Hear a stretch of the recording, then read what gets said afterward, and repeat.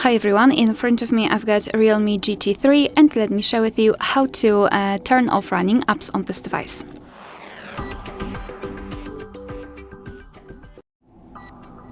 So let's begin with opening the recents. If you've got the 3-button navigation, simply tap on the button with the square icon, and if you've got the gesture, swipe your finger from the bottom to the center of your device and hold your finger somewhere here, like that. After releasing here, you've got the recents. Of course, if you want to, you can close them one by one manually just by swiping them up, but if you've got a lot of apps opened, just tap on close. Now we can go back, and as you can see, we've got no recent items, which means that we just successfully closed all running apps. Alright, so that will be all. Thank you so much for watching. Please hit the subscribe button and leave the thumbs up.